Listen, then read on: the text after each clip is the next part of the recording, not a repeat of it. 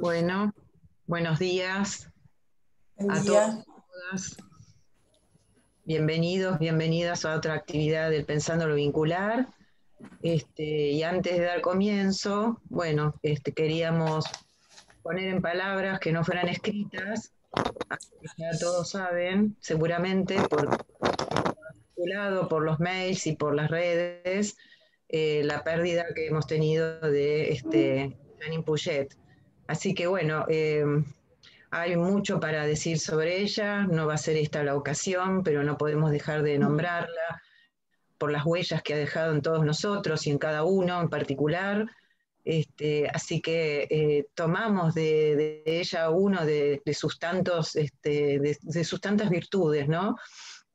Que por ahí es el apasionamiento por el trabajo, por el psicoanálisis, por el compromiso con los derechos humanos, por su compromiso amoroso con las personas con las que transitábamos por ella, para, tanto en supervisiones como algunos han sido pacientes, etc. Eh, bueno, vamos a hacer en su momento el homenaje que se merece. Solamente queríamos hacer mención a esto y decir que no hay mejor manera de homenajearla que trabajando. Así que fue uno de sus mejores ejemplos. Así que adelante. Bien. Bueno, gracias Nélida.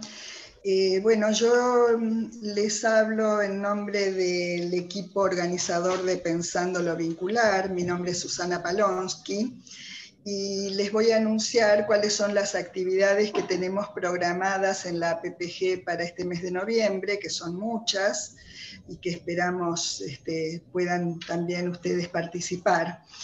En primer lugar, bueno, mañana, sábado 7 de noviembre, se va a desarrollar la jornada del espacio pareja.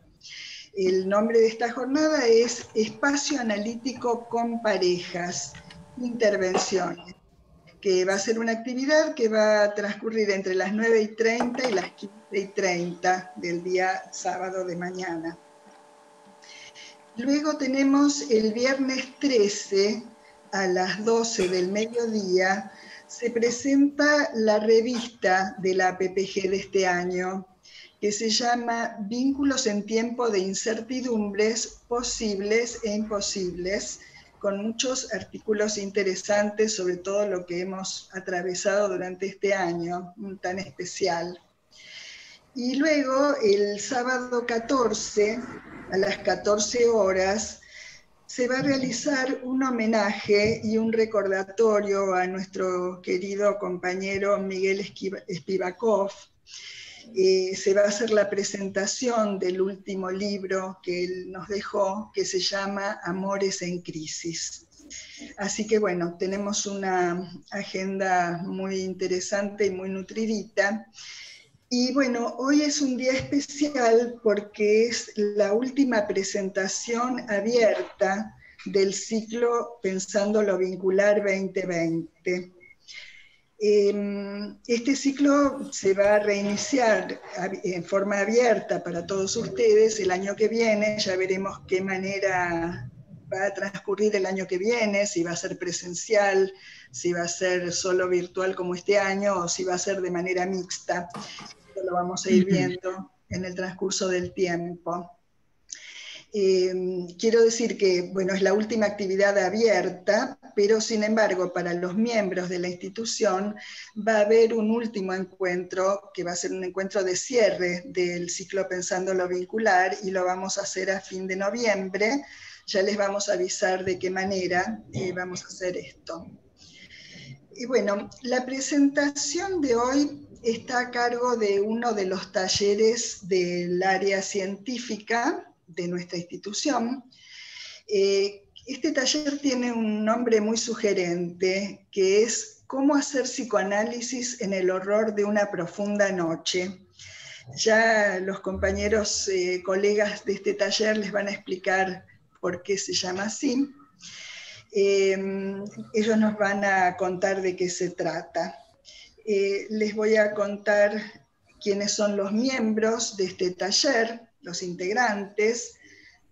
Vanessa Bianchi, Alejandra Bovesosi, Silvia Bolster, Raquel Bosolo, Vicky Cohen, Gustavo Del Chopo, Rubén Di Marco, Marta Eckstein, Ricardo Gaspari, Carlos Gussetti, Graciela Kasitsky, Alejandra McIntosh, Dolores Martínez, Alfredo Nemirovsky, Silvia Ubiña, Paula Paley, Lidia Ponce, Claudia Roel, Gloria Stafforini, Alejandro Varela y Daniel Weisbrot. Bueno, la actividad se va a titular Singularidades clínicas, variaciones del nosotros en la pandemia. Bueno, entonces los dejo en compañía de los integrantes del taller. Gustavo Del Chopo, tenés la palabra. Bueno, muchas gracias por la posibilidad de hacernos presentes en este espacio. No es la primera vez, nos estamos presentando nuevamente. Y nuestro taller, que como decía Susana, tiene este nombre, ella lo calificó de sugerente. Sí, es un nombre que llama la atención. A ver, es el terror también de los diseñadores de flyers, ¿no? Porque evidentemente nos miran con cara de, ¿en serio? ¿Ese es el título? Pero bueno, es ¿Por qué? Por dos razones, ¿no? Hay dos razones fundantes de este nombre. Una que tiene que ver justamente con el origen y otra que tiene que ver con la vigencia, ¿no? La actualidad del nombre.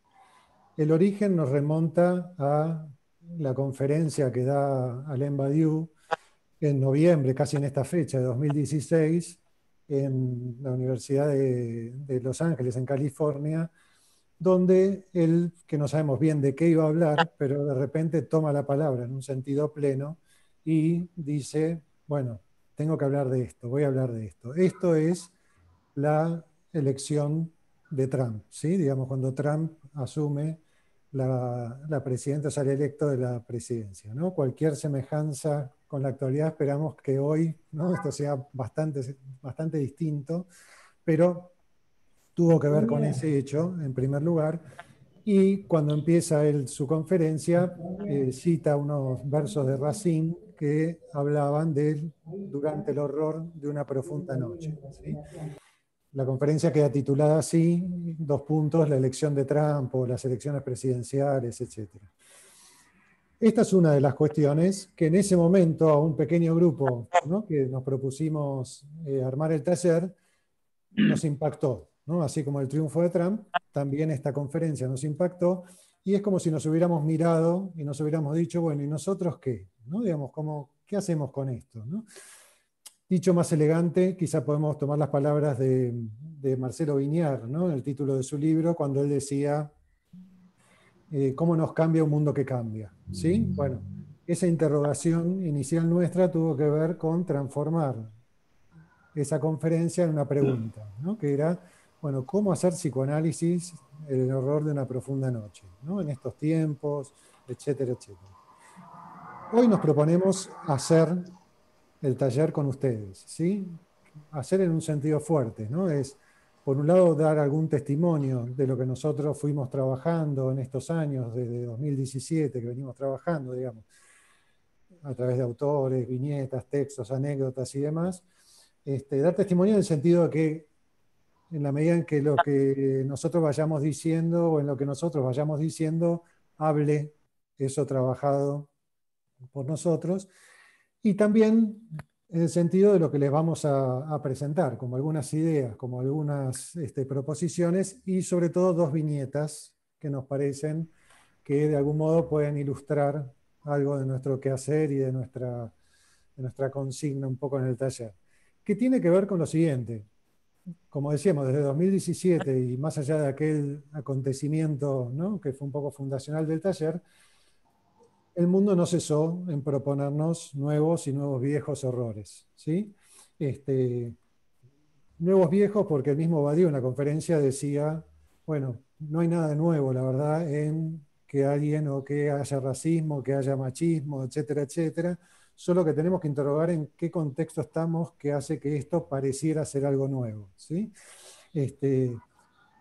Y además de los nuevos viejos, claramente, desde la consigna de nuestro taller, se nos torna ineludible no hacer lugar a la pandemia como un acontecimiento en la línea de los horrores, ¿no? que nos ha marcado y nos sigue marcando y nos ha intervenido y nos sigue interviniendo, ¿no? Ahora, esta interrogación de la pandemia como campo justamente, ¿no? de composición, de creación, de alteración, etcétera, etcétera. Digo, se ha hablado mucho de esto, en este espacio también, ¿sí? Y hay una primera línea en la cual creo que muchos podemos estar de acuerdo, que es en la línea en la cual sostenemos que se produjo una interrupción, ¿sí? de muchas o de buena parte de las habitualidades, de buena parte de los automatismos con los cuales veníamos funcionando, con los cuales teníamos armados nuestros esquemas de cotidianidad, etcétera, etcétera. Y que en ese sentido, bueno, tuvimos que hacer algo con eso. Esta es una primera cuestión, ¿no? La de la interrupción.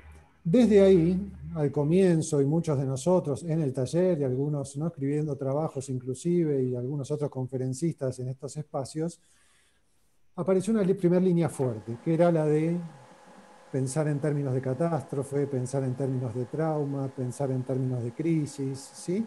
Partiendo del acontecimiento. Y ahí podemos decir que hubo mucho trabajado. Ahora, a nosotros nos interesa agregar otro término, ¿sí? Que es el de oportunidad.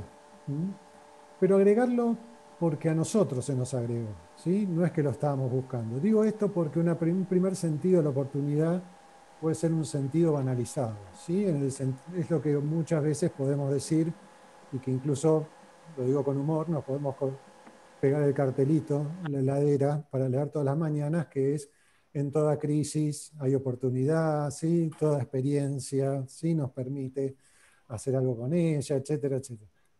No, lo que nosotros estamos tratando de plantear es un orden de oportunidad que se nos hizo visible y nos hizo poder hablar de ella a partir de cuestiones que fuimos trabajando, de las cuales las viñetas van a dar cuenta claramente, y que nos pareció que entonces ya la pandemia, ya la cuarentena, ya el aislamiento, ¿sí?, nos permitía pensarlo también, no en reemplazo, pero también de otro modo, ¿no?, que tenía que ver con lo que se abría, no solo con lo cerrado, lo restrictivo, etcétera, con lo que se abría, y hasta inclusive formularnos términos como, bueno, ¿qué aportó la cuarentena?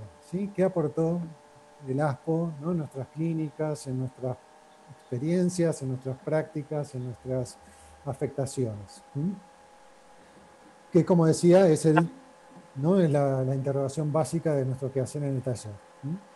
Entonces, a partir de eso, nosotros pensamos que evidentemente hay un orden en el cual podemos decir que la pandemia nos afectó por igual, pero no igual, ¿sí? ¿Por qué por igual? Porque podemos pensar en términos de especie, podemos pensar, ¿no?, en términos, ¿no?, más universales del impacto de esto, pero no igual porque claramente podemos recortar no solo distintos tipos de políticas, ¿no?, con las cuales los gobiernos, por ejemplo, han enfrentado o han intentado, ¿no?, hacer algo con ella, desde las necropolíticas a las políticas guiadas por cierta ética, ¿no?, del cuidado y de la vida, sino porque también empezaron a suceder particulares inanticipables, ¿no? Para nosotros, por ejemplo, en términos de profesiones, nosotros fuimos, entre comillas, privilegiados de poder haber seguido, digamos, poder sostener nuestra tarea desde estos dispositivos, ¿no?, que se constituyeron como moradas para poder seguir, ¿no?, alojando el trabajo con nuestros pacientes y demás. Y no todas las profesiones pudieron hacerlo. Algunas no están pudiendo hacerlo hoy, y algunas lo pudieron ir haciendo en el tiempo. Esas particularidades estaban además de las que claramente se hicieron visibles y se potenciaron de las desigualdades existentes, ¿sí?, en el mundo, y que claramente, ¿no?, marcan un no igual de la posibilidad de hacer algo, ¿no?, con esta afectación pandémica.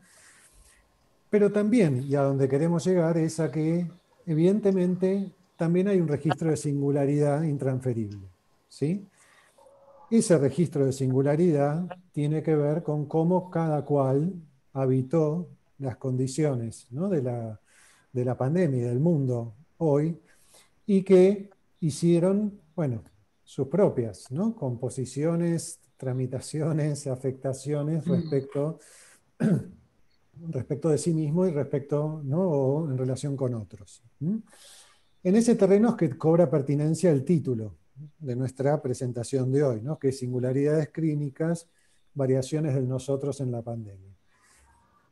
Las variaciones del nosotros tienen que ver con, bueno, todos esos nosotros que se fueron constituyendo, que estaban, que no estaban, que variaron en estos tiempos. Un nosotros específico, a veces con los pacientes, que era un nosotros del cuidado, un nosotros, ¿no?, de ciudadanos, un nosotros entre profesionales, un nosotros, etcétera, etcétera, que fueron, bueno, en algún punto inéditos y que, bueno, en algún punto también fueron expresando distintas versiones de este ir haciendo con. Hoy podemos decir que, bueno, que en todo este recorrido, en todos estos meses, asistimos a composiciones y recomposiciones aún inciertas, ¿sí?, e inestables de ritmos y habitualidades. Esto sigue presente y acá quiero destacar otro elemento que es el que también nos parece importante, que es el de la incertidumbre. Digo, si hay algo que permanece en el horizonte hoy, o sombra o lo que sea, es un registro de incertidumbre inédito, ¿sí? ¿Qué quiero decir con esto? No con una incertidumbre existencial, que claramente siempre está. En este momento también podemos, parafraseando a Freud, ¿no?, en Duelo y Melancolía, pensar en decir la sombra de Europa, ¿sí?, se pone, ¿no?, se pone sobre nosotros, ¿no?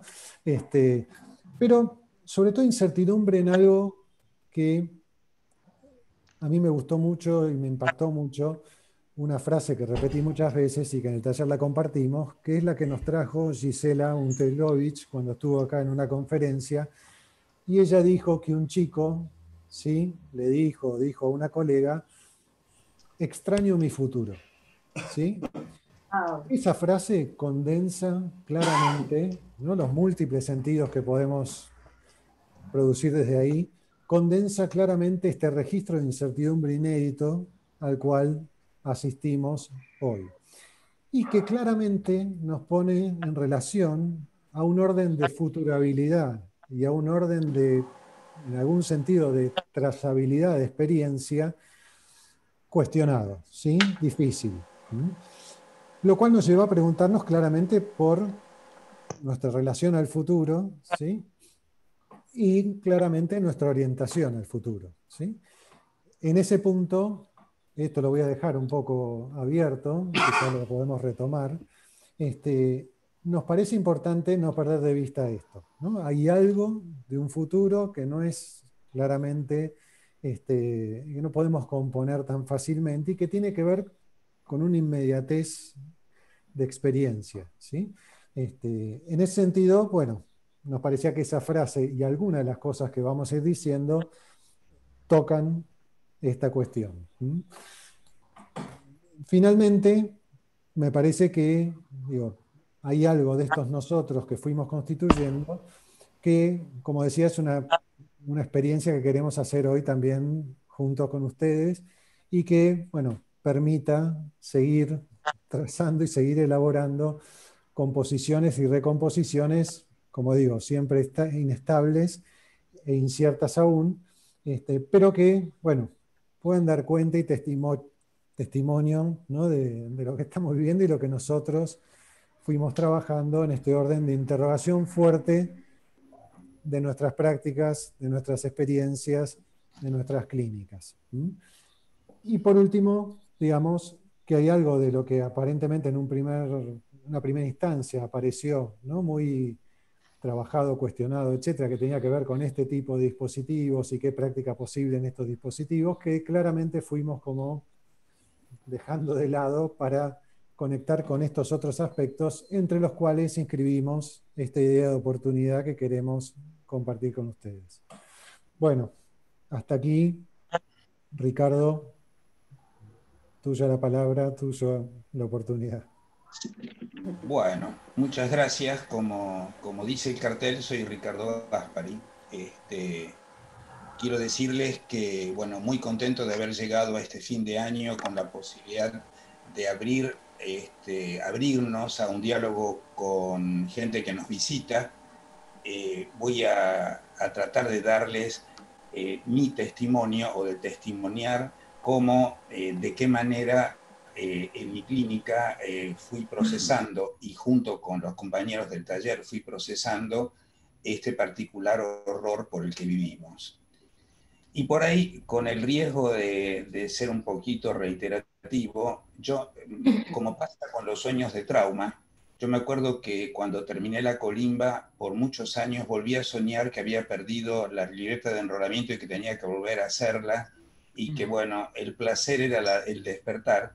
Necesito repasar desde mi perspectiva para introducir algún concepto, esto que estamos pasando, ¿no? Entonces, un término que se me ocurrió para describir lo que nos pasó es la expresión megatraumatismo global, como contingencia con un efecto de deconfiguración súbita.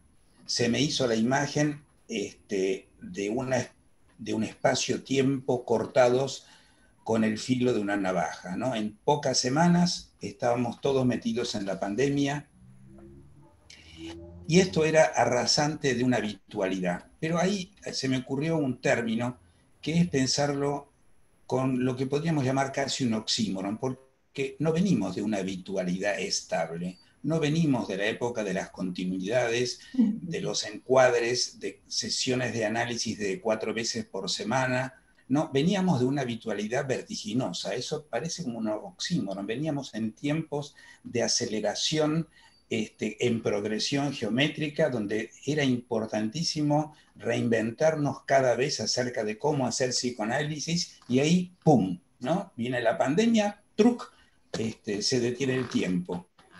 Así que ahí quedamos arrojados a una situación de confinamiento en un mundo que se veía como peligroso, locamente peligroso, porque el virus no se lo veía por ningún lado, y sin embargo ahí estaba. Y ahí nos vimos obligados a una forzación forzada. Y, digamos, con la apuesta, con el desafío de generar vida ahí, ¿no? Entonces, viene ahí la pregunta, entonces, como psicoanalistas, ¿cómo nos situamos? ¿No? Ahí tengo que decir que los que habitamos el Río de la Plata venimos bailando la conga hace muchísimo tiempo. Es decir, me acuerdo de la hiperinflación de Alfonsín, me acuerdo del 2001, donde era muy incierto cómo seguía el mañana, y en aquella época nos fuimos aprendiendo a valorar mucho el cada vez y a inventar, ¿no? Entonces, otra vez, y en unas circunstancias que se le parecen pero que son distintas, viene la pregunta acerca de cuáles son las condiciones de analizabilidad en este particular contexto que nos toca vivir. ¿Cómo enfrentarnos al sufrimiento? ¿Hay alguna especificidad? Les pregunto, en los sufrimientos que ocurren en esta era. Por ahí todavía no lo sabemos, por ahí hay efectos que todavía no conocemos, seguramente. Entonces, una cosa que fuimos haciendo y fui haciendo fue inventariar, hacer un inventario de las herramientas conceptuales, y se nos impuso también tecnológicas con las que contábamos para trabajar,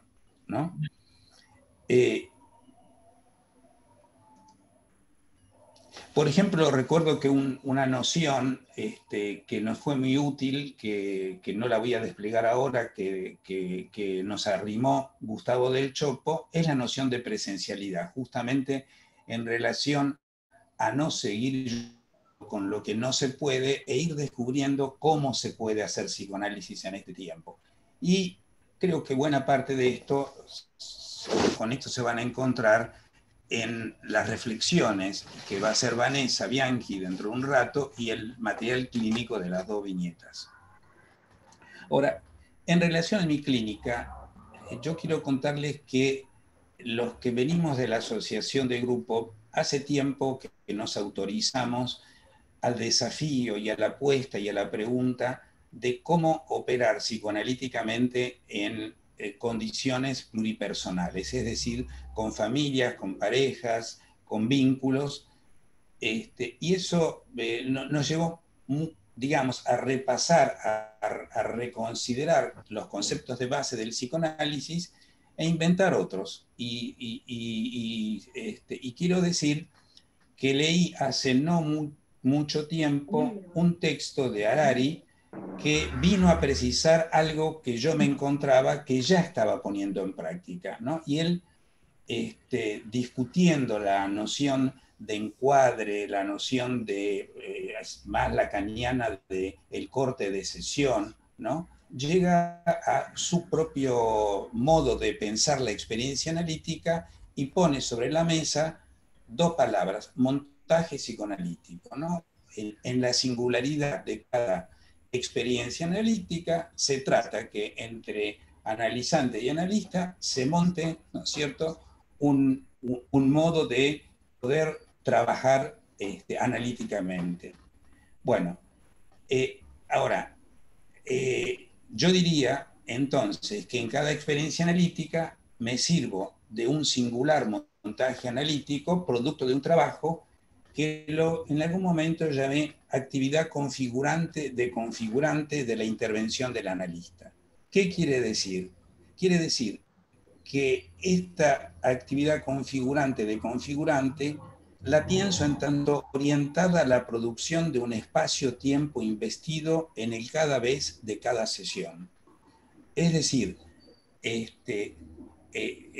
a esto hay que agregarle, digamos, otro término, ¿no? Es decir, en cada sesión se requiere de un trabajo de la proxemia, es decir, de las distancias, de los tonos, de la particular manera de poder enfocar, generar figurabilidad y a su vez generar eventualmente en el momento de configurante una deconfiguración que no resulte injuria narcisística, para poder hacer trabajo justamente de configurante en un ámbito posible, ¿no? Es decir, se trata de orientar el trabajo de la proxemia auspiciando condiciones propicias para la emergencia, y ahí yo diría de lo íntimo, ¿no? Emergencia de lo íntimo, y aquí pongo otro término más, poniendo como primera puesta en juego la afirmación fuerte, en un sentido fuerte, la afirmación de la existencia. Es decir, el otro lado está del otro lado de la pantalla. En el caso de una vincular, por ahí están en distintas pantallas. Bueno, ¿cómo hacer para que se cree un clima de posibilidad de pensar, de alterarse juntos sin que eso estalle? Este trabajo de la proxemia se ve muy fuertemente, de proxemia y de afectación, se ve muy fuertemente en ambas viñetas clínicas que vamos a laburar aquí. Bueno, entonces, como decía, la apuesta es cómo hacer para que ese montaje psicoanalítico fructifique y no que estalle, ¿no? Esta es como una pregunta de base. Y bueno, terminando mi parte, vuelvo a un interrogante que formuló Gustavo, que es cómo hacer, cómo generar futuro hoy, ¿no? Y vuelvo a pensar en esto, ¿no? Se me ocurre pensar así. habrá que enfatizar el valor de eslabonamiento entre un cada vez y una próxima vez de cada sesión en la apertura a un futuro humilde, posible, pero digamos en apertura, básicamente en apertura. Gracias. Digo yo. Sí. Bueno, hola a todos y todas. Un poco lo que vienen contando Gustavo y Ricardo es como el recorrido como de los ejes que se nos fueron imponiendo durante este año en el trabajo del taller, y que además fueron también los que nos hicieron intercambiar mucho alrededor de las dos viñetas que vamos a presentar ahora.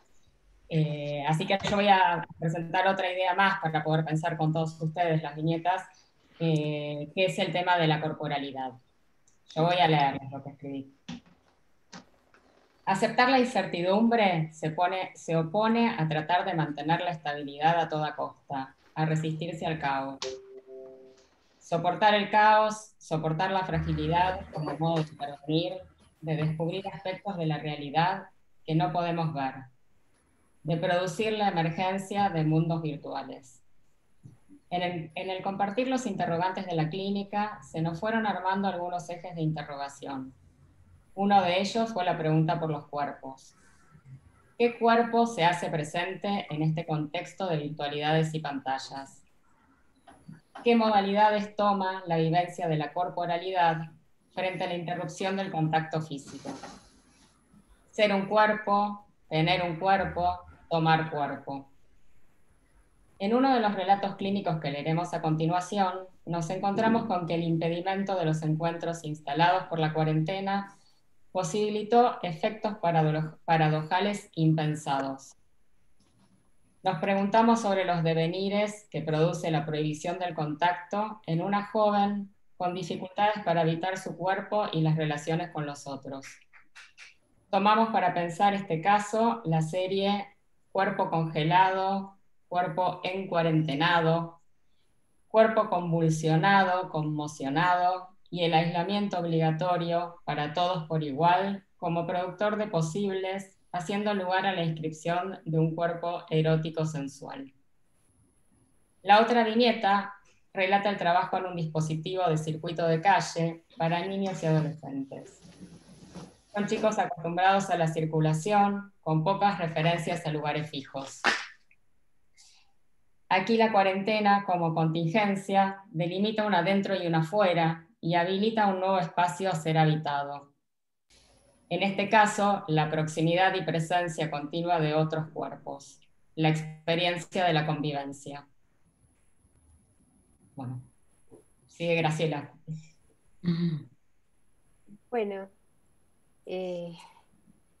esta preocupación por cómo hacer en el horror fue tocando distintos temas, como fuimos escuchando hasta ahora en el taller, según los años, diversidades sexuales, la influencia de los ideales impuestos por el tecnocapitalismo en la constitución de la subjetividad.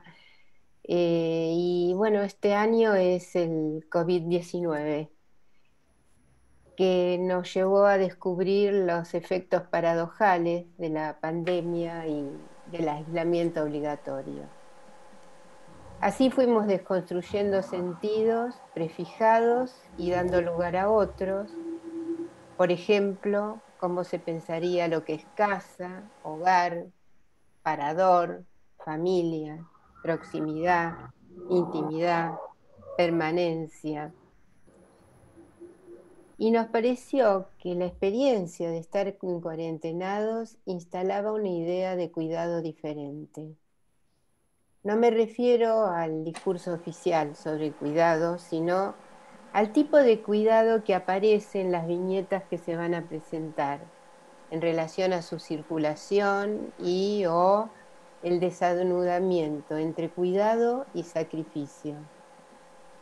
En el caso del parador, que tiene que ver con la viñeta que presentan Vicky y Claudia, vamos a ver una preocupación, por ejemplo, de los chicos por sus familias, de los operadores por las familias con chicos, de los chicos por los operadores.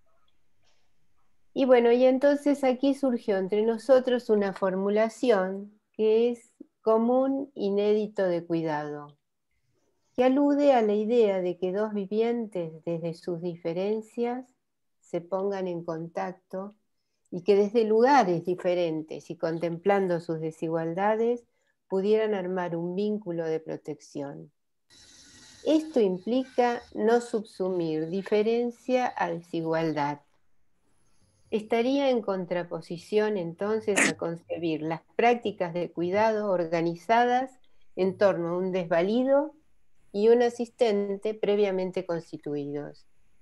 Definición que proviene de la institución de los lugares prefijados a su ocupación por los sujetos y de transformar las asimetrías existenciales en desigualdades.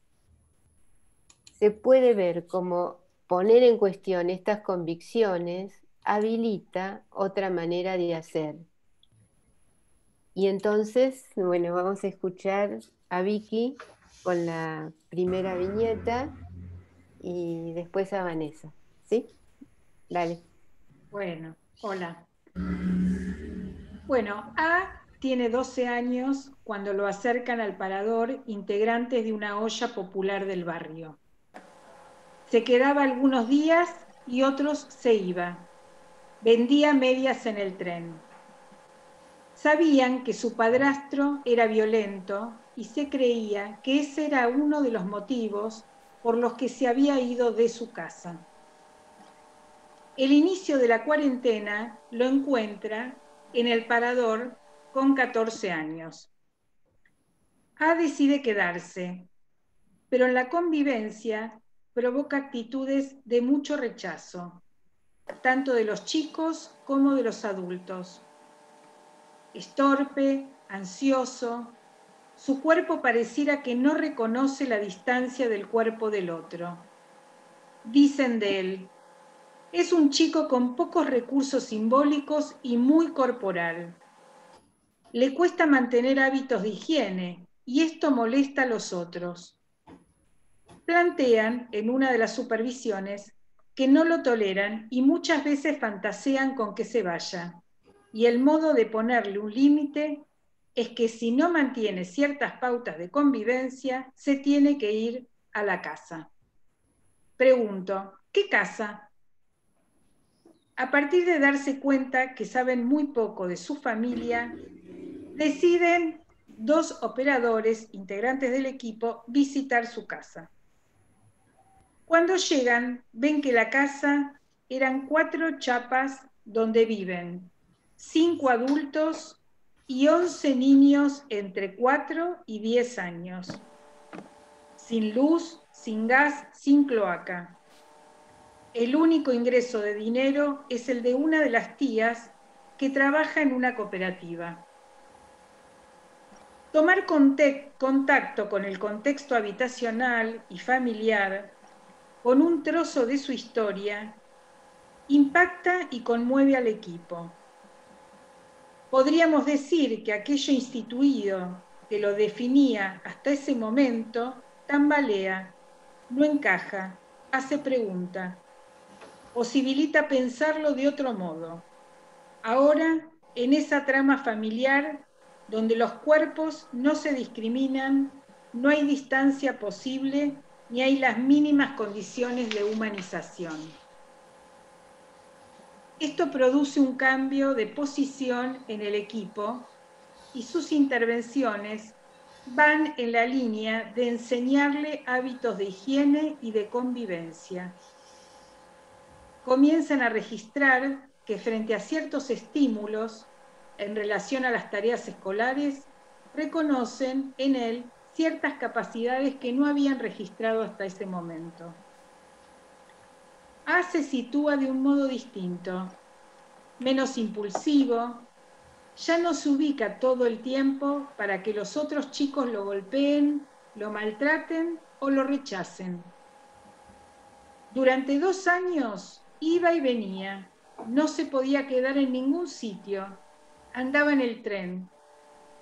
Y decía que quería estar en su casa, pero cuando iba no podía quedarse. Ahora les dice a los operadores: cuando termine la cuarentena, voy a ir a mi casa y vuelvo. El parador se constituye en un hogar en estos tiempos para él. ¿Podríamos pensar la cuarentena como un acontecimiento, al decir de Badiou, aquello que irrumpe lo nuevo y produce alguna transformación para que algunos adolescentes, en habitar este espacio, cuando habitan este espacio, sea lo más parecido a una casa, un hogar? Bueno, no sé quién sigue. Vanessa. Digo yo. Bueno, quería antes de leer la viñeta contextualizar un poco el momento en que fue escrita, porque fue durante las primeras semanas de la cuarentena, que además coincidieron con las primeras semanas de encuentro de nuestro taller. Un momento de mucha perplejidad para todos en nuestra vida cotidiana, en las clínicas y en los encuentros entre nosotros a través del Zoom. Nos costaba bastante el no tener como la multiplicidad de situaciones que uno tiene en presencia, se nos perdían los chistes, nos resultaban las reuniones como más rígidas. Y en ese momento empezó a circular por mail, empezaron a circular entre nosotros escritos con mucha participación de todos, con mucho intercambio. Me parece que posibilitó generar otra escena en las reuniones que siguieron después durante el año. Bueno, en este contexto de intercambios escritos es que surgió la viñeta que les voy a leer. Me hizo una derivación Rodolfo Espinosa. ¿Estás muteado? Sí. No.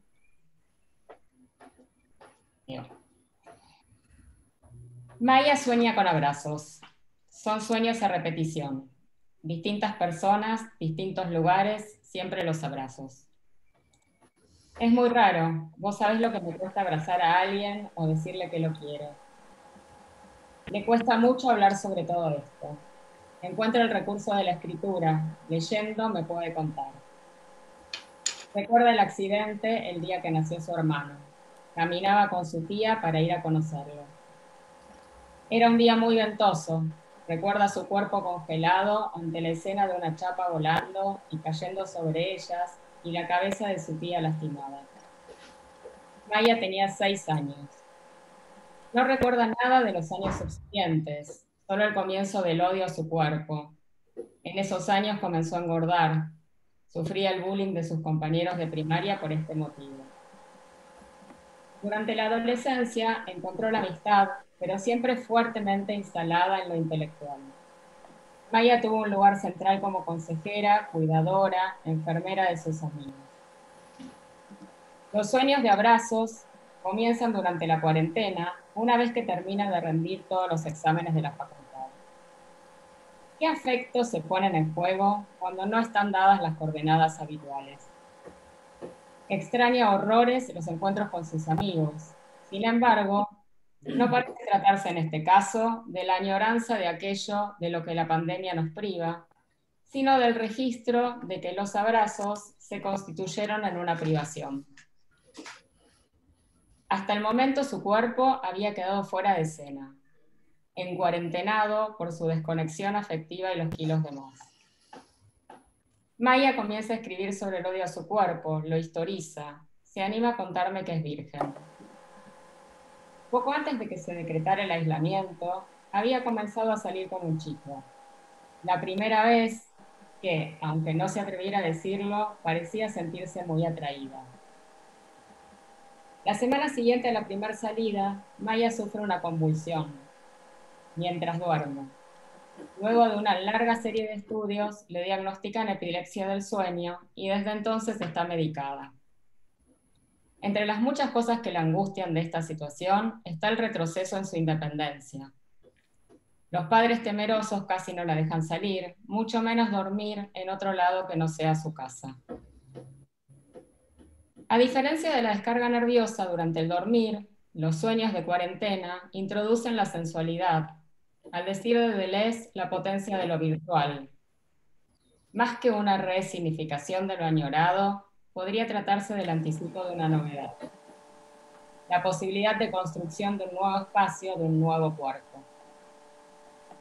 La necesidad de cuerpo está habilitada para todos hoy. La escasez de abrazos nos afecta a todos.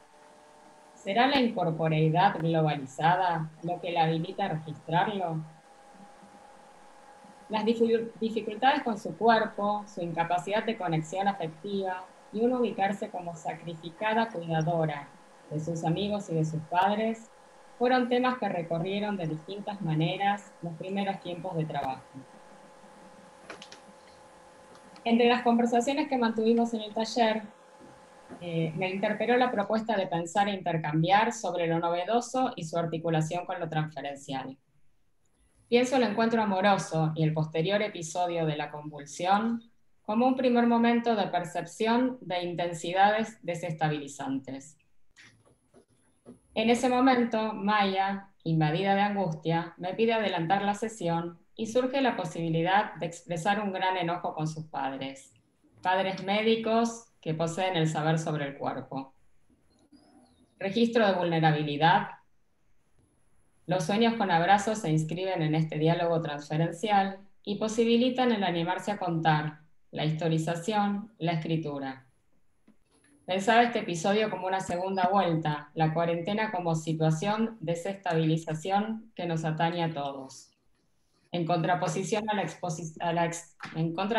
la exclusión del bullying, la posibilidad de incluirse en una serie. Los sueños de abrazos, o el abrazo del sueño, en palabras de Gustavo, podrían pensarse como creación de pensamiento, emergencia de virtuales como nuevos posibles. Escritura o reescritura.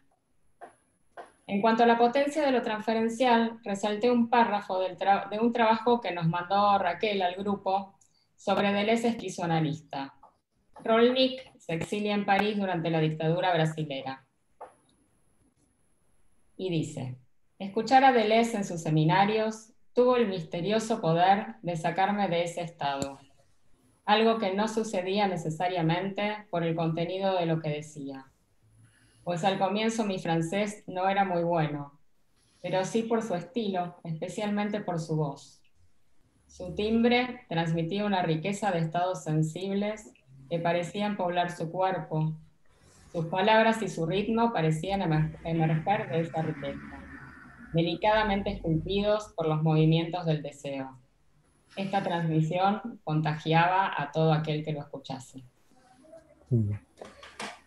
Bueno, hemos dicho, hemos propuesto, en el mejor de los casos hemos provocado, así que abrimos un poco a las intervenciones que quieran ir haciendo por el chat, ¿sí? En la medida en que vayan haciendo intervenciones, también vamos a ir dando la palabra intercaladamente a quienes del grupo del taller quieran participar, ¿no?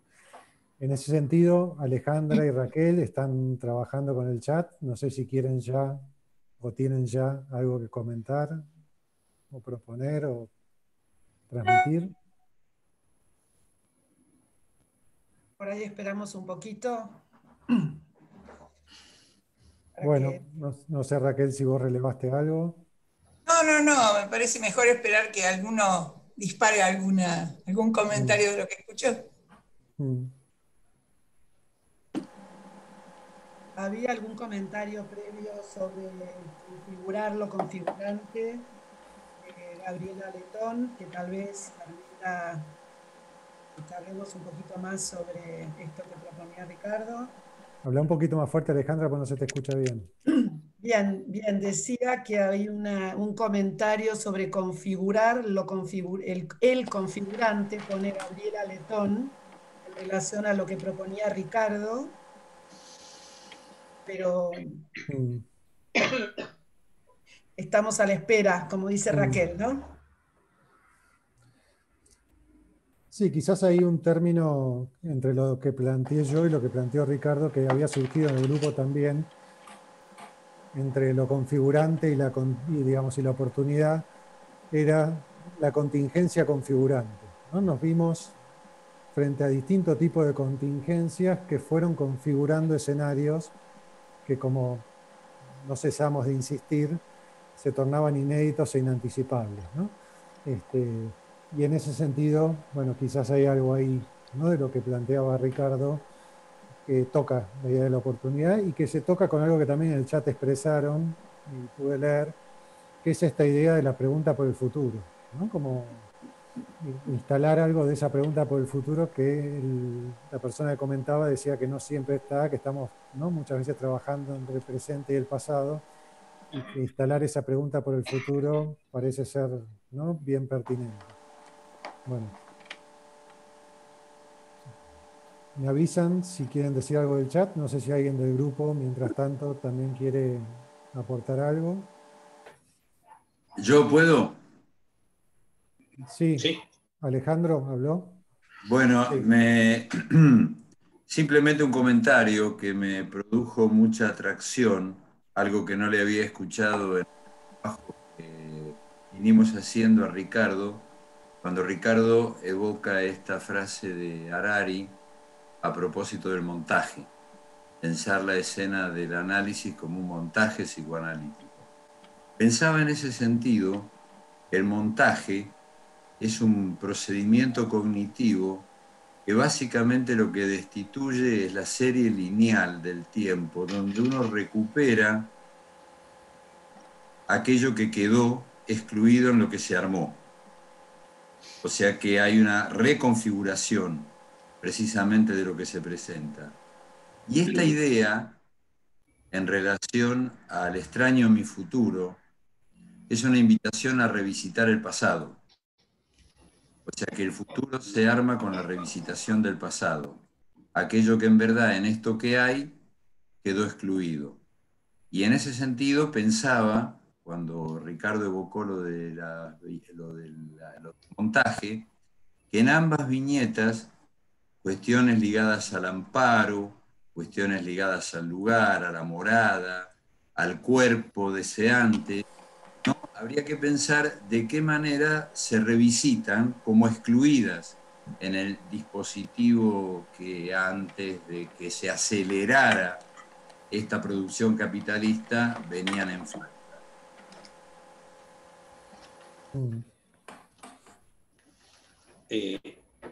A ver, me parece que un valor fuerte de este término montaje, siguiendo lo que dice Alejandro, es que enhebra la materialidad de un hacer, ¿no es cierto?, el trabajo de la proxemia, ni tan lejos ni tan cerca, con la escucha, y con una escucha que, en la medida de lo posible, debería ser desprejuiciada, ¿no? Por ejemplo, en el ejemplo de Claudia y Vicky como supervisoras de la boquita, de esa experiencia, ¿no?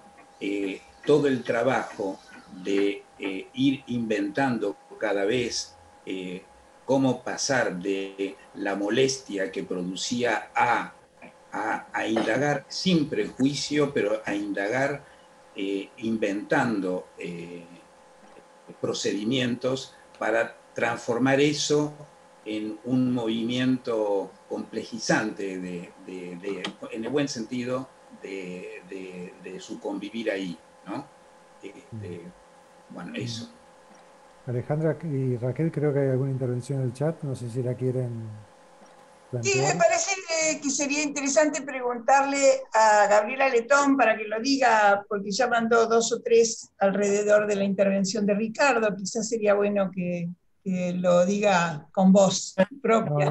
No puede hablar. Sí, por voz. No se puede hablar. No. Por eso decía, bueno, si lo quieren, la voz es de ustedes del chat. Bueno, lo leo, yo creí que podía. Frente al cambio de encuadre, dice Gabriela, a trabajar la proxemia, hacer refuerzo en la proxemia y compartir la incertidumbre, investirla con los tonos, los tiempos, y junto al trabajo de duelo, no dejar de crear dentro de la incertidumbre. Como ella insistió en tomarlo de Ricardo, por eso lo traía.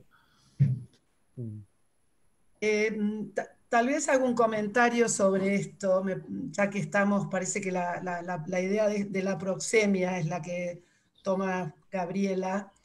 A mí me parecía interesante pensar, que lo charlamos mucho en el taller, qué tipo de intimidad necesitamos construir en estas nuevas condiciones de encierro obligatorio. Hemos compartido mucho en el taller, Vanessa hablaba de las perplejidades de los comienzos, esto de lo que es trabajar a pantalla abierta y las cuestiones de la irrupción de lo doméstico, los perros, los secadores de pelo, distintas cosas que iban pasando y las maniobras que fuimos necesitando hacer para construir una cierta intimidad que favorezca, ¿no?, el trabajo analítico. En ese sentido hay ahí toda una serie de cuestiones para pensar, ¿no? Cómo pensar la intimidad, lo privado, y estos nuevos formatos que estamos teniendo que llevar adelante, ¿no?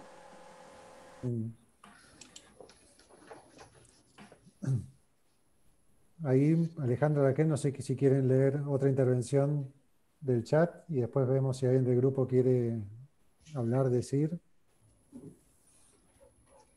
¿Querés leer, Alejandra? Leo otra, Raquel. A ver, ahora parece que se están calentando los motores, se están entrando varias.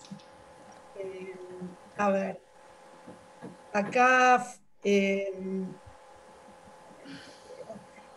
dicen así, ¿cómo pensar la constitución de la corporeidad en tiempos de aislamiento social en niños y adolescentes restringidos en sus contactos con pares? Había una anterior que decía el nuevo registro del cuerpo y la falta de abrazos por influencia de la percepción, perdón porque se van empujando, por influencia, perdón, voy de nuevo con esta. ¿Cómo pensar la constitución de la corporalidad? La leímos, poder encontrar una oportunidad en los escenarios adversos es un desafío de la salud mental. Esta pandemia nos encontramos con algunas situaciones graves que se agravaron y otras nos sorprendieron con su capacidad de reinventarse. ¿Les parece algún comentario? No sé si alguien del grupo quiere... ¿Por qué no seguís? Hay varios comentarios que quizás sería interesante. Sí, está el Daniel Bayrot, que dice, ¿podrían conectar la idea de proxemia con la noción de empatía que trabaja Berardi? Y en ese caso, ¿qué diferencias con la pandemia? Ah, claro, diferencias entre la pandemia y el antes de ella, dice Daniel, ¿no?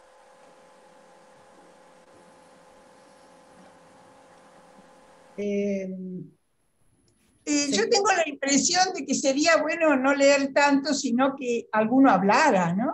O no se puede, nadie va a referir. No se puede. Nadie va a hablar, ajá, más que la gente del taller. Yo creí que íbamos a poderle dar voz a la gente que había escrito, perdón. Entonces, yo leí una que no llegó a ser tramitada por ustedes, que me impactó y que me hace pregunta, que es de Marta Riskin, que enlaza la pregunta por los medios de comunicación, ¿no? Y pensaba que en este encierro en el que nos hemos encontrado de golpe, los canales de televisión tienen una presencia muy fuerte, digamos, y no hay una adentro y una afuera, sino que hay, digamos, un propalar, digamos, producción de subjetividad o propuesta de producción de subjetividad frente a las cuales situarse, y situarse muy activamente. Es decir, yo creo que también hay un efecto de intensidad en ese sentido, porque 24 horas por 7 días que, pongamos, en el caso de la familia con chicos, están todos juntos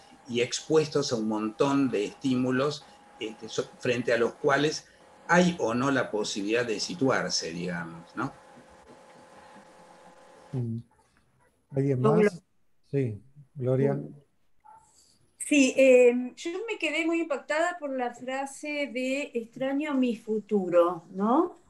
Entonces estaba pensando que en el futuro imaginado yo no tenía la representación de muerte colectiva posible. Tenía cierta representación de muerte individual, etcétera, pero esta cuestión de alteración de la temporalidad por la posibilidad de muerte colectiva es una representación absolutamente nueva para mí, ¿no? Que estoy tratando de coordinarla y que no ha aparecido demasiado en el consultorio, ¿no? Han aparecido cuestiones de dificultades diarias, pero no la noción de que como acontecimiento a mí me parece que es eso de muerte colectiva, quizás no por esta pandemia, pero digamos, existe la posibilidad de otras pandemias de este estilo, que además de poner en suspensión una cantidad de cuestiones, generan la obligatoriedad de crear representaciones para todo este tipo de efectos. Bueno, Gustavo, Graciela. Sí, dale.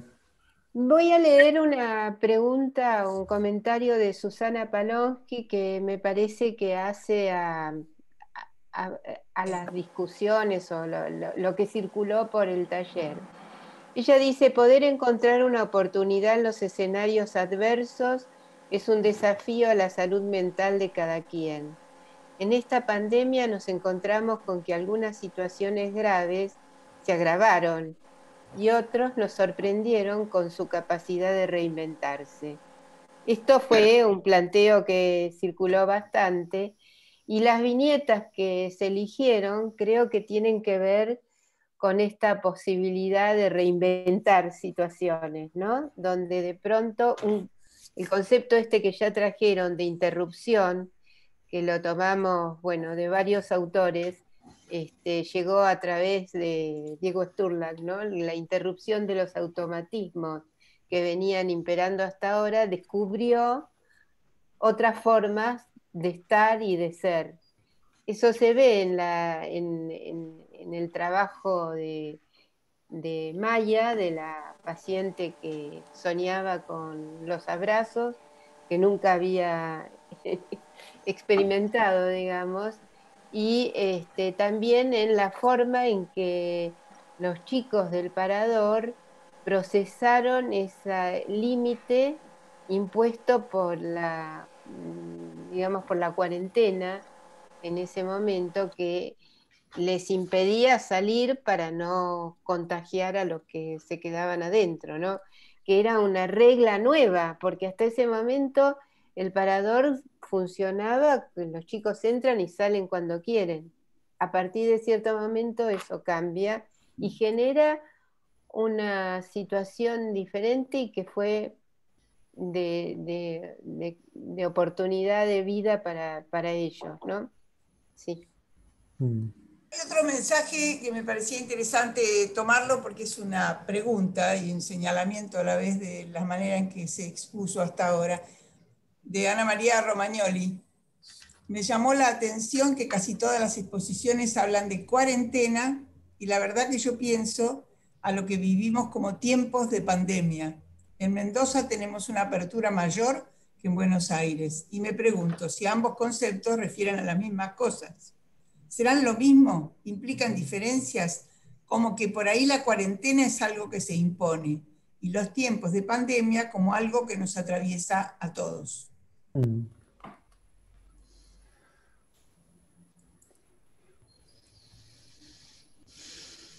Nosotros trabajamos un poco eso, me parece que en el taller se tomó justamente en algún momento lo central parecía ser la perplejidad frente al aspo, digamos, y esta cosa de maniatados o encerrados, confinados, ¿no? Y solamente pudiendo por las pantallitas comunicarnos, que nos producía una sensación de resistencia y de dificultad, pero por otro lado fuimos lentamente dándonos cuenta como la resistencia a la cuarentena escondía también el no poder relacionarnos con lo terrorífico, con el horror que traía la muerte colectiva de la que hablaba Gloria, que me parece que es la amenaza permanente de una muerte masiva.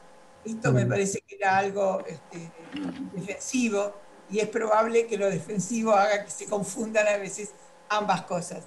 La cuarentena parece que impide un movimiento y una comunicación, pero la pandemia lo que trae es una cosa muy terrorífica.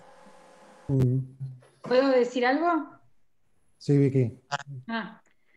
No, pensaba en relación a esto, pandemia, cuarentena, y me parece que, bueno, que hay que ver cómo cada uno piensa y significa y vive lo que es la pandemia y lo que, entre comillas, se nos impuso, que me parece que la cuarentena se impuso como única herramienta de cuidado a la salud que teníamos frente a la pandemia, que era general. Y esta vivencia o significación, que también creo que la vimos y me parece que también hasta socialmente toma una dimensión diferente, cómo se significa la cuarentena para algunos y cómo para otros, ¿no? Como si es una prohibición de libertad o si era un cuidado para todos. Y me parece que en relación al parador y a los pibes, justamente lo que se fue dando y fuimos pensando en situación, y al equipo también lo sorprendió, era cómo los chicos que prácticamente no podían instalarse en ningún lugar, y entre comillas, digo, ni estar muchos días en un lugar, ni estar en su casa, ni en el parador, pudieron tomar la dimensión del cuidado, ¿sí? E instalarse y saber que era un cuidado hacia ellos pares, pero también hacia ellos y los operadores hacia ellos. En este sentido fue algo, yo diría, el orden, yo pensaba en algún momento, bueno, el azar, esto que nos vino, ¿no? Sin pensarlo, la pandemia, y la única herramienta que tuvimos de inicio y que seguimos teniendo, de cuidado, digamos, si bien no tenemos cuarentena, pero el distanciamiento social, el barbijo, bueno, todas las herramientas que tenemos para evitar el contagio, en este caso sí entendemos que, bueno, que fue una oportunidad para ellos, y me parece que en este sentido, digo, por eso digo tomar la diversidad y la singularidad también de cada uno, como venimos pensando en el taller, que bueno, que no para todos, ni siquiera para ellos como grupo social significa lo mismo, ni siquiera para nuestros pacientes o en la clínica. Digo también a cuenta de la pregunta que venía en relación a los niños y adolescentes, que los que hacemos clínica también con niños y adolescentes vemos que también hay pibes que no quieren salir, que sienten que tienen que quedarse, que tienen miedo, y hay otros que no lo toleran, y hay otros que no toleran estar con los padres a más de 6 meses en la casa, y para otros que fue una oportunidad de encuentro diferente también en los vínculos con otros familiares, digamos, ¿no? Así que me parece que también pensar la diversidad de lo que generó en todo caso la pandemia y la cuarentena. Gustavo, yo quería... Graciela. Silvia. Hago primero. ¿Leo algunos intercambios? Sí, y después volvemos al grupo si quieren decir algo. Perfecto. Leo acá hay algunas referencias a Janine. Leo este textual. En relación a cómo nos situamos como analistas en el camino de lo incierto, Janine Puget dijo hace 10 días, tal vez podamos devolverle al futuro su cualidad apasionante, en tanto motor de nuestras vidas, el que tantas veces queremos incorporar al presente con predicciones, o sea, con un saber anticipado ilusorio. Hay una pregunta en relación a esto, si la idea de montaje tiene que ver con la idea de mundos superpuestos que desarrolló Janine hace muchos años y que de alguna forma trabajamos en un tiempo en la institución, junto a estos dos comentarios. ¿Sí? Raquel, ¿vos tenés algún otro comentario del chat? No.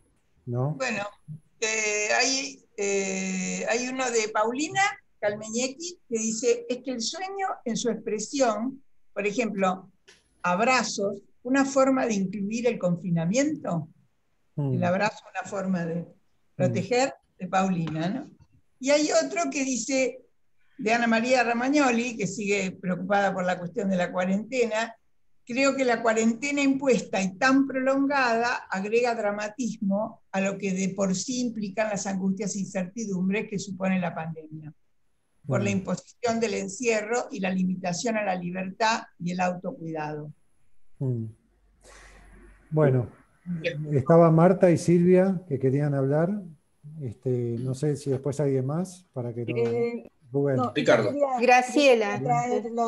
Quería traer justamente lo que leyó recién Alejandra, lo que en la cita que hicieron de Janine, y que pone en primer plano el tema de no soportar la intolerancia a la incertidumbre, ¿no? ¿Hasta ahí? Graciela. Espera, les voy a dar un poco de prioridad a los que no hablaron del grupo hasta ahora, ¿sí? A Silvia y después Rubén, por favor.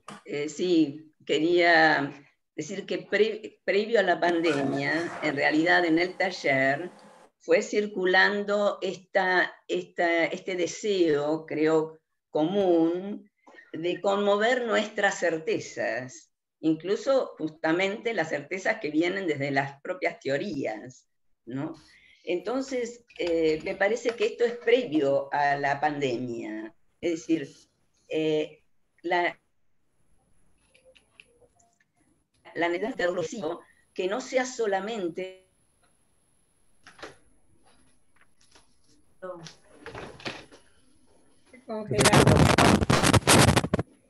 Se congeló.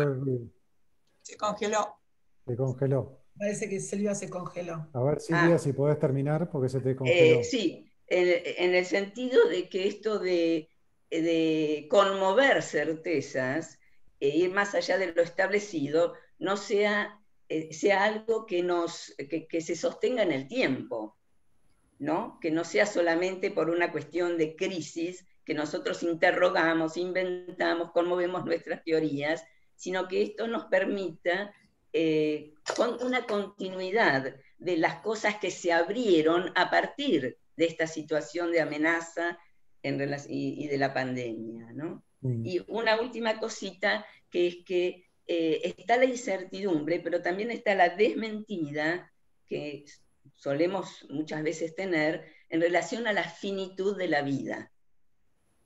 Eso. Gracias. Rubén. Que se haya apelado a la cuarentena, que es un saber medieval, es inquietante, en verdad, digamos, ¿no? Porque ante el miedo, ante el horror, se apela a ese saber cuarentena, ¿sí? Me parece que lo complejo, y quizá también a un discurso único, científico, ¿sí?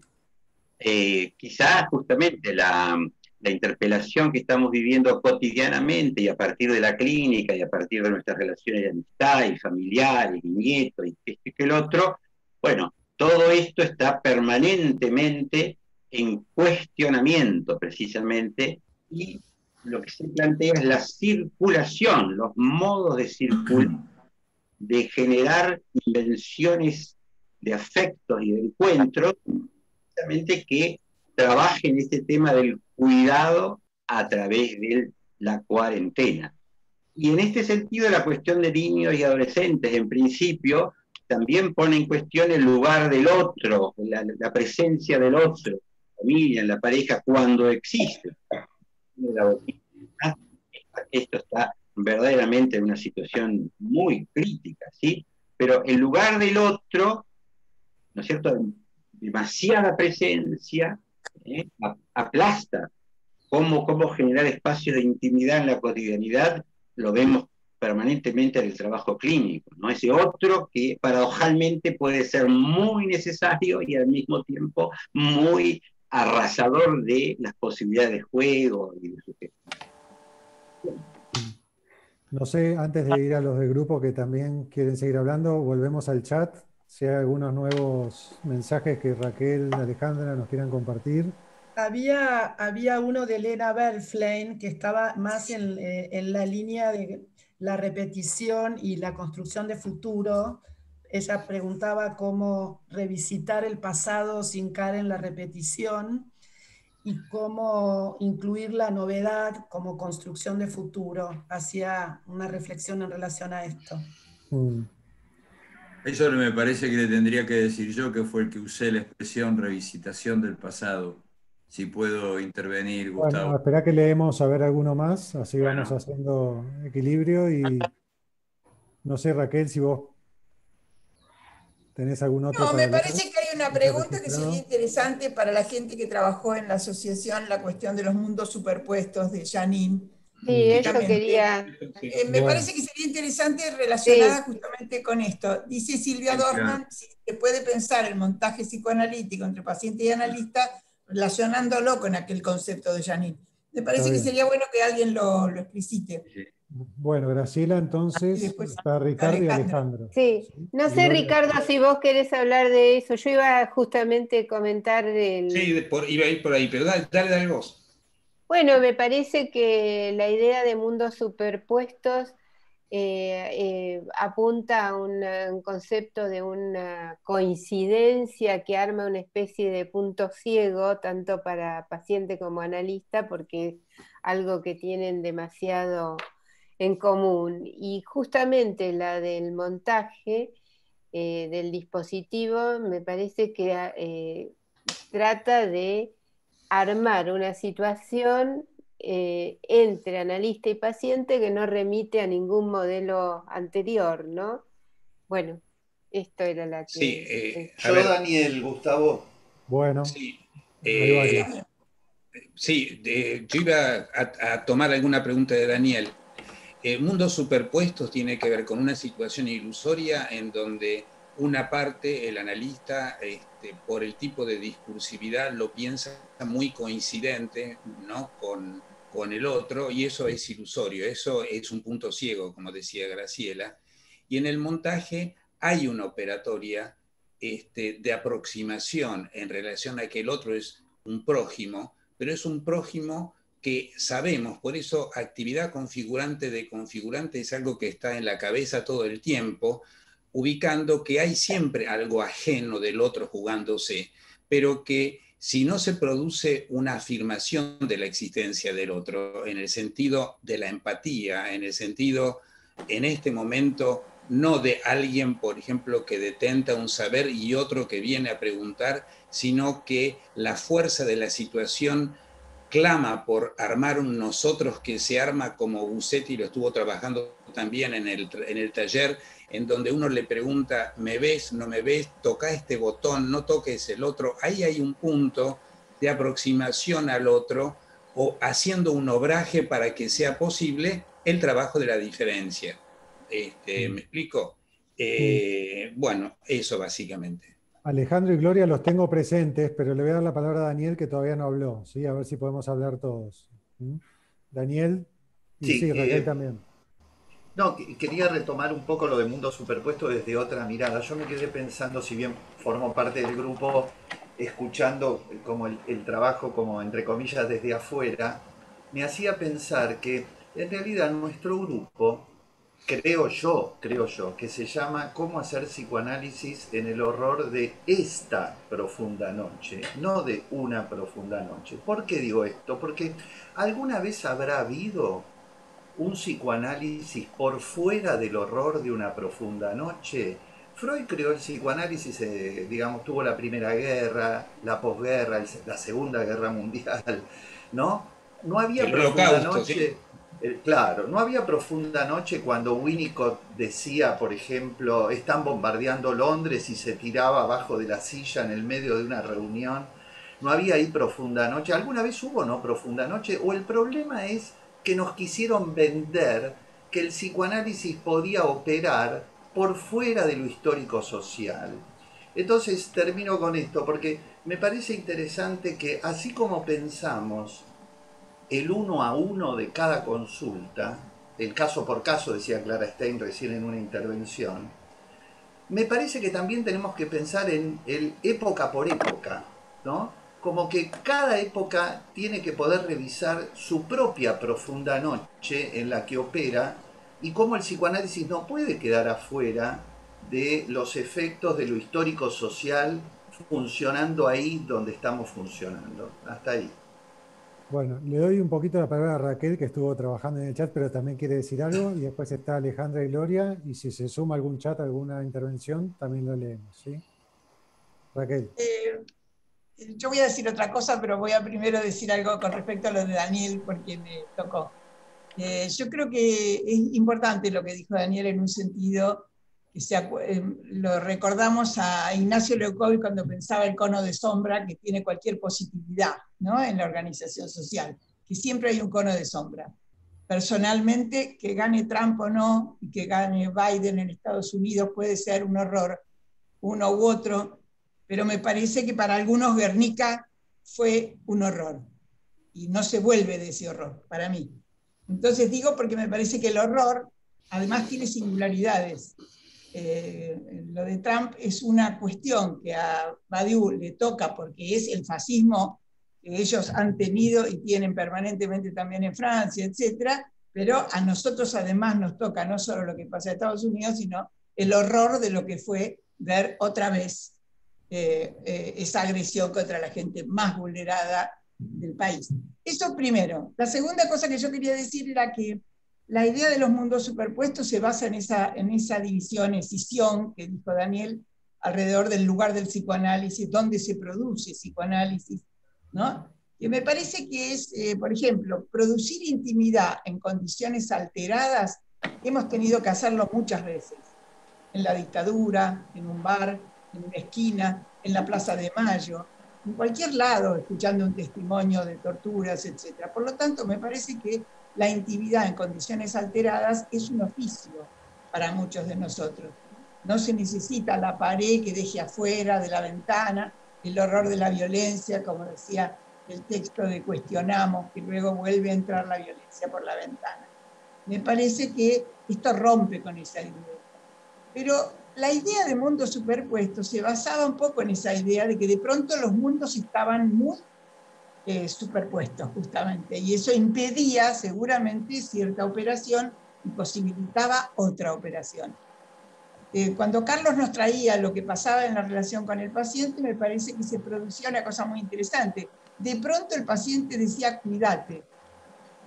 Y esto lo constatamos todos. Cuídense ustedes, cuídate vos, ¿no? ¿Cómo estás? Cosa que preguntaba al empezar una sesión. Ese tipo de relación es absolutamente novedosa porque siempre congelamos la posibilidad de que nosotros éramos objeto de preocupación para el paciente también. Y esta vez eso igualó, eso abrió una condición humana que yo diría que es compartida más que superpuesta. Y después quería decir una pequeña cuestión más teórica que tiene que ver con la cuestión del presentimiento, ¿no? López Petit, un catalán maravilloso que escribe muy interesante sobre estas cuestiones del horror, habla de presentimiento y tienen un sitio en internet que se llama así, Los Anarquistas de Barcelona. Pero la idea de que se pueda vislumbrar a través de una cierta virtualidad algo en la actualidad que anticipe amenazas futuras o que anticipe posibilidades futuras de composiciones nuevas, es algo que está en Deleuze bajo la forma de videncia, como los videntes. Es decir, la posibilidad de armar una imagen cristal, una imagen en la cual se une algo de la virtualidad con una imagen más de movimiento. Me parece que es muy interesante saber que hay mucha gente que está pensando en de qué manera se convive con la producción de futuro, cómo se construye el futuro, ¿no? Y ahí funcionan los virtuales. Gracias, Raquel. Tenemos en los chats, por ahora creo que no aparecieron intervenciones, sino, bueno, felicitaciones, saludos y demás. Me corrigen Alejandra y Raquel si no. Y en el grupo tenemos para hablar a Alejandra, a Gloria y a Silvia. Nos quedan pocos minutos, así que les pido que seamos breves, así podemos seguir interactuando. No, yo cedo, gracias. Ah, bueno, Gracias, Bien, Alejandro. me quedé. Bueno, Gloria, ¿vos querés seguir diciendo algo? Sí, me parece que toda la situación puso bastante eje en revisar también la cuestión de cuidado, ¿no? ¿Qué se cuida? ¿Cómo fuimos cuidados socialmente? Cuando pienso que en realidad se puso un enorme énfasis en la salud corporal y no se puso para nada énfasis en la salud psíquica, sacando los últimos meses. ¿No? Entonces no se pensó de entrada en qué iba a pasar con los chicos encerrados, qué iba a pasar con los adultos mayores, que muchos se quedaron encerrados todo el tiempo y sufrieron regresiones y retrocesos terribles. Y me parece que la grieta social vuelve a ser entre lo psíquico y lo corpóreo, porque ha habido tantos consejos de científicos y de médicos, el tema de la psíquica posible de adaptar este trabajo concreto y todas esas situaciones funcionó bastante tardíamente. Me parece que cada de psicólogos cualificados, etc. Eso me ha llamado mucho la atención y sería buenísimo por revisar. Bueno, Silvia. En relación a esto de el horror de una noche profunda, lo pensaba más bien en términos del sufrimiento. Más junto con las épocas, es cierto que el psicoanálisis, tiene que ver con el sufrimiento humano. Entonces, alojar el sufrimiento implica participar de alguna manera de la oscuridad que nos concierne a cada uno de nosotros. Y en ese punto, generar futuro, concebir futuro, es realmente intervenir, llegar a poder a la intervención y a los modos de alojamiento para poder tocar esos puntos de sufrimiento y generar otros modos de relación posible con los demás, con uno mismo, con el propio cuerpo y con la capacidad de invención, de imaginación de cada uno. Eso quería decir. Alejandra, hay un par de intervenciones en el chat, no sé si las querés leer o Raquel, como para ir terminando. Bueno, a ver, hay bastantes agradecimientos. Acá hay una vinculada a la salud colectiva. Hay apoyo a la salud colectiva, la psíquica, se padece con las pérdidas de los seres queridos. Bueno, dando importancia a lo colectivo y a lo epidemiológico. Vivir una pandemia como la que estudiamos en la historia de la humanidad es muy impactante. Creo que esto hace únicas muchas de las cosas que vivimos. Atraviesa cuerpo, vínculos, terror a la muerte, la pérdida de los seres queridos. Mucho de lo nuevo impensado se produce y nos invita a producir nuevas significaciones. Bueno, y agradecimientos. ¿Vos, Raquel, tenés alguna que hay una precisión que hace Silvana Mielnik, que dice que Janine ya no hablaba de mundos superpuestos, sino paralelos. Pero bueno, los paralelos no se tocan, ¿no? Claro, claro. Sí. Igual, ya que tomaste eso, Raquel, aprovecho y me quedé pensando que es interesante la diferencia entre lo superpuesto y lo compartido, ¿no? Sí. Me parece que lo que estuvimos atravesando son estos distintos compartidos, ¿no? Tanto en la boquita como en nuestras clínicas, todos encerrados, ¿no? Me parece que lo compartido tiene una lógica diferente de lo superpuesto, ¿no? Es interesante para seguirla pensando. Sí. Bueno. Susana, vos me marcás. Bueno, Alejandra McIntosh, que no habló, quiere hablar, y después Susana Palonqui va a marcar los tiempos. Alrededor de esto de mundos superpuestos, que me parecía interesante pensarlo, como que hay un solo mundo. Claro. Un solo mundo inmundo para todos, ¿no? Para todos, todas y todes. Me parece que esto es interesante pensarlo, porque es una novedad por ahí para el psicoanálisis, ¿no? Pensar que estamos hechos de la misma cosa y que estamos atravesados por afectaciones que arman ese nosotros, del cual estuvimos hablando, ¿no? Que Raquel decía que, bueno, cuídense, nosotros también nos podemos morir con esta pandemia, como los pacientes, como otros, y nos puede pasar lo mismo que les pasa a otros. Y me parece que esto para el psicoanalista fue difícil, porque nosotros nos hemos formado en una teorización y conceptualización y clínica donde éramos de otro mundo los psicoanalistas. Y realmente el atravesamiento es que nos habita y habitamos el mismo mundo que los pacientes. ¿No? O sea que me parece que, ¿no? Como decía mi tocaya Bo, no es otro mundo, no es mundo paralelo, porque los paralelos no se tocan, no es mundo superpuesto, es el mismo mundo que nos habita y habitamos. Eso quería decir. No sé, Gracias. yo quiero decir Rubén, algo. perdón, Rubén, no sé, vos quisiste decir algo, pero se te entrecortó. ¿Querés decir algo? Lo de Alejandra. Bueno. Está bien. Silvia. Carlos quiere hablar. Carlos. Carlos. Bueno, Pero que hable está Carlos. muteado. Lo tiene que habilitar Patricio. Bueno, Carlos Busetti estamos hablando. No sé, Silvia, mientras querés decir algo cortito. Bueno, sí que, a ver, nunca pensé que los... Ahí está Carlos, ahí está Carlos. Dale, dale. Dale, Carlos. No, bueno, yo quería retomar lo que decía Gustavo al principio sobre la oportunidad.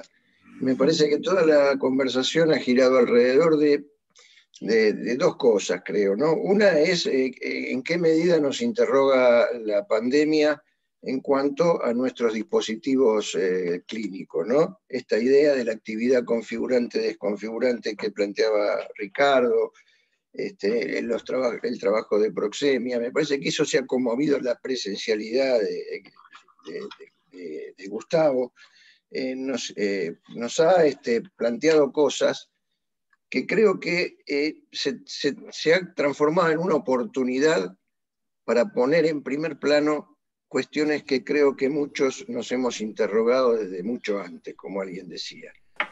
Es la pandemia la que nos lleva a pensar en el dispositivo con el que trabajamos. La noción de encuadre me parece que ha caído hace ya bastante tiempo para plantearnos la noción de dispositivo o diferentes formas de pensarlo, pero creo que efectivamente la pandemia nos ha dado una oportunidad. La otra, una oportunidad, digo, de reflexionar teórica, clínica y técnicamente, ¿no?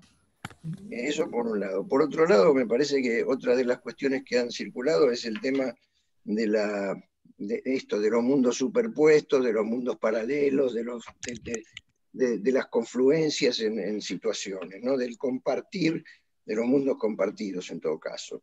Y en ese sentido yo creo que ahí sí nos hemos llevado una sorpresa, los psicoanalistas o muchos de nosotros, nos hemos llevado una sorpresa porque siempre la distancia que nos separaba del paciente da una protección un poco ilusoria, pero a nosotros no nos tocan las cosas, el sufrimiento que le toca a los pacientes. Si podemos hacer algo por ellos es porque estamos de alguna manera, no sé, mejor analizados, más analizados, estamos un poco a resguardo de los peligros que aceptan a los que nos consultan.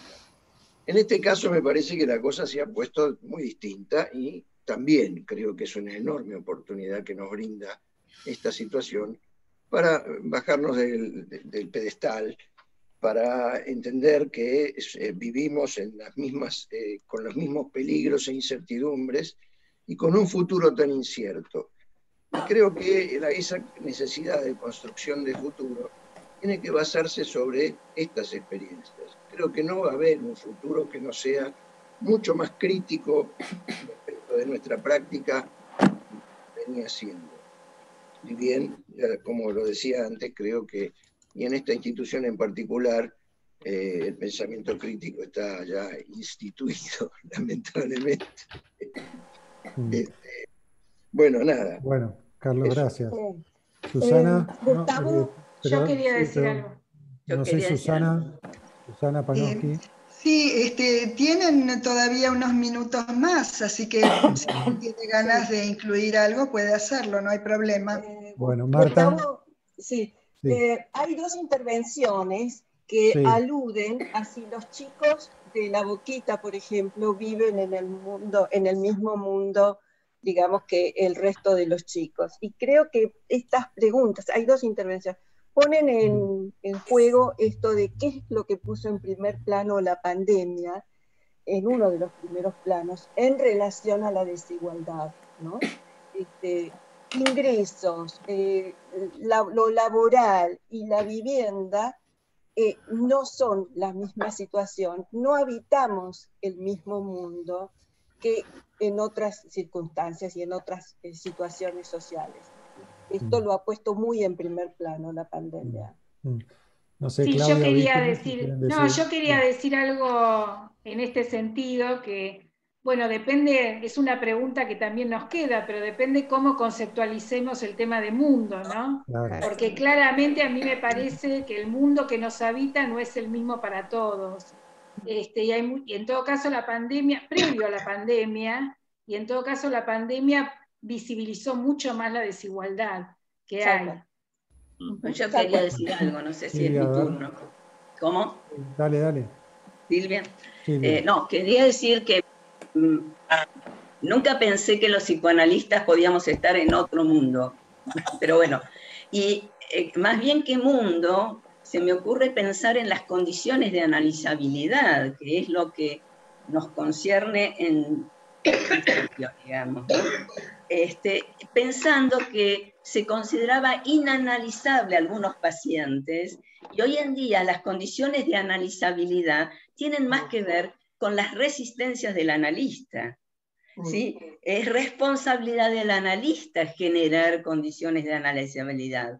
Por eso retomo esto que trae Ricardo de la invención de montajes singulares psicoanalíticos que generen esas condiciones y esa actividad configurante de configurante que hace que hoy llegue entre la mamá y el papá y un chico, y de pronto, con la violencia arrasante del padre sobre el chico, se corta, se separa al chico de los padres, se continúa de otra manera con los padres, y así sucesivamente, es decir, se va configurando y deconfigurando modos de intervención que hacen posible un trabajo analítico en las condiciones que la época y con las problemáticas que la época pone en juego, no sin ello. Quiero decir Tenemos, sí, algo. Ricardo, y después ya me parece que tenemos que terminar. No, Sí. me quedé pensando a partir de lo que comentó Gloria, que hay ciertas situaciones muy dramáticas que a uno lo llevan a poner en primer lugar un tema. Me acuerdo de una familia que yo veía con un hijo con leucemia que los llevó a vender la casa y que había que atender la leucemia. Y en todo caso no era lo orgánico o lo psíquico, sino que el tema fue cómo abarajar una situación tan grave en donde si vos te encontrás frente a la vida o la muerte, bueno, te tenés que quedar en casa. Entonces, puede haber familias que los pongan a los pibes a ver televisión y se olviden completamente de ellos, o puede haber familias, y muchas veces con la ayuda de alguien de afuera, como por ejemplo podría ser un analista, para darle existencia a la situación en su complejidad, pero donde hay un riesgo de muerte real en esa situación que se habita. Por eso no me parece que sea cuestión de lo orgánico o lo psíquico, sino que, ¿se acuerdan de aquella película italiana, Qué linda es la vida, qué bella es la vida, donde La vida es bella. había una tragedia que se estaba transitando, donde no hubo más remedio de parte del padre que usar la desmentida para salvar la vida, pero estoy seguro que hizo trazo en ese chico esa experiencia para siempre. Quiero decir, en ese sentido, no se trata de evitar los dolores, sino de elaborar los dolores cuando se puede. Bueno, Graciela, ¿puedo hablar? No, pues ya terminamos. Perdón, a ver, vamos a ir cerrando acá, aunque por supuesto todo queda abierto, pero bueno, en función del tiempo tenemos que ir cerrando. Yo creo que la actividad de hoy fue un lindo modo de mostrarnos cómo funciona un taller, ¿no? Con la multiplicidad de las voces. Muchos compañeros interviniendo, muchos pensando y pensando al mismo tiempo acá en inmanencia, ¿no? Sin respuestas ya pensadas, sino trabajando a partir del intercambio. Así que bueno, desde Pensando lo Vincular les agradecemos muchísimo por todo este trabajo que se han tomado. Estuvo muy interesante la actividad. Y bueno, vamos a cerrar recordándoles que mañana tenemos la jornada de pareja. Así que bueno, esperamos encontrarnos y seguir pensando en tantas líneas que se fueron abriendo en este encuentro. Así que bueno, les agradecemos muchísimo y será, digamos, en esta actividad abierta, decía yo que nos reencontraremos el año que viene, ya veremos de qué manera, pero bueno, con todos los que son socios nos reencontraremos a fin de noviembre para hacer un trabajo de cierre de este espacio. Así que bueno, hasta pronto y hasta el año que viene. Gracias, hasta luego. Chao. Chao, gracias a ustedes. Gracias. Muchas gracias.